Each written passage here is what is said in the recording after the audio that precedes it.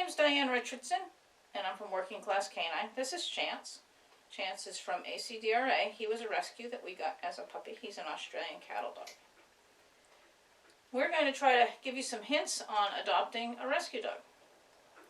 So the first thing you need to do is to know what the laws are regarding transfer of dogs and rescue dogs in your state.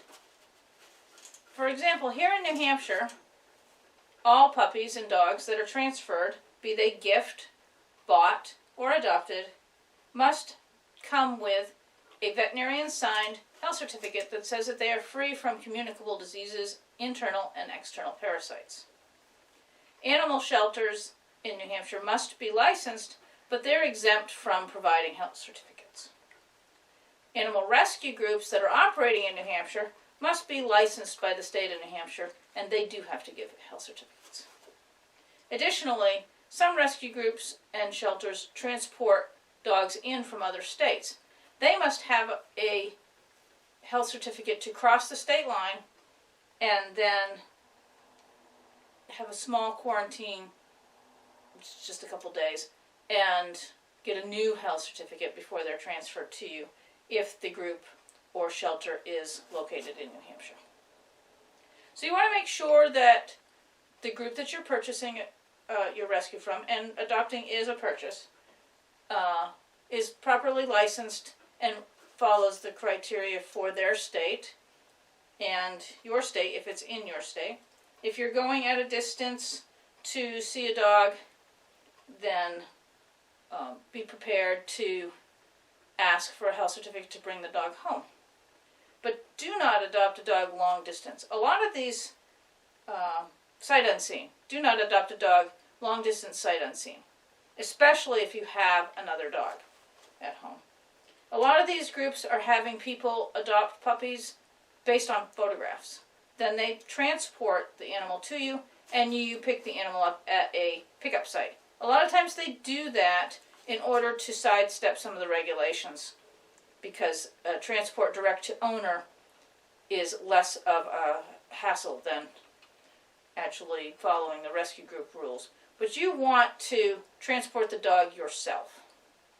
And so if you're adopting long distance, then go meet the dog and bring the dog home with a health certificate.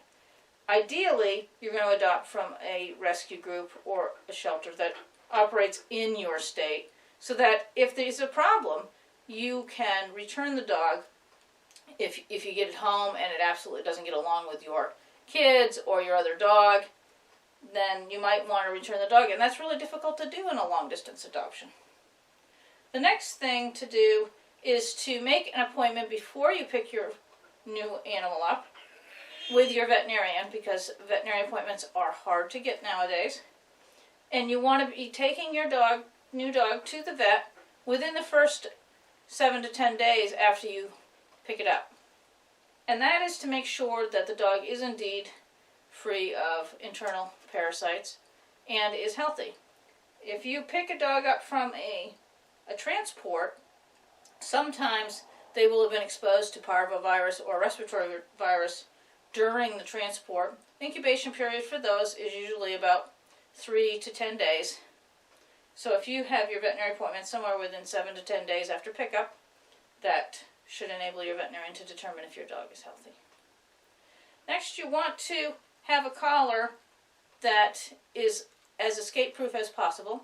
The number one cause of loss of newly adopted pets is backing out of the collar or backing out of a harness. We recommend a martingale collar. Here's 2 different types of them. They have a big hole the head goes through and a little hole that the leash attaches to. You want 1 to 2 inches of gap here between these 2 rings when the collar is snug on the dog's head. That will enable you to have an emergency tightening ability in the event that the dog tries to pull backwards or gets scared. Now this one has a snap, so I could go around his neck, but I'm going to show you how to put it over. It goes over his head. It's pretty snug. And then when it's on him, it's got a couple inches of slack between the 2 rings. When you're taking them off, You put each ear through one at a time and then slide it off again. This particular one also has a buckle so that you can get it adjusted around the neck and just buckle it on. The most secure one of these, though, is one that doesn't have a buckle, because there's nothing to break.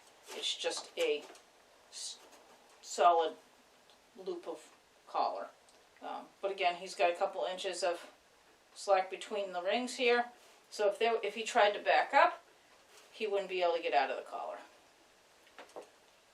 The next thing to keep in mind is not to give your new dog too much freedom in your house at first until they adjust to the new environment, particularly in the case of a dog that's been in an animal shelter. Going to a home is very stressful. So you want to get them used to your home and your routine, and that will involve mostly crating the dog for periods of time during the day and taking him out periodically and getting it on your schedule. Once it's on your schedule and it's calm and relaxed, then you can, extend the amount of time that it's out, give it a little more freedom, see how things go. Some of the behavior problems that people run into are caused by giving too much freedom at first. Generally, puppies adapt pretty quickly, and within a couple weeks, they're pretty used to you. Adult dogs can take weeks or even months to become your dog and be fully integrated into the pack. If you have a new dog introducing to an existing dog, be careful that the existing dog doesn't feel challenged or his place taken, and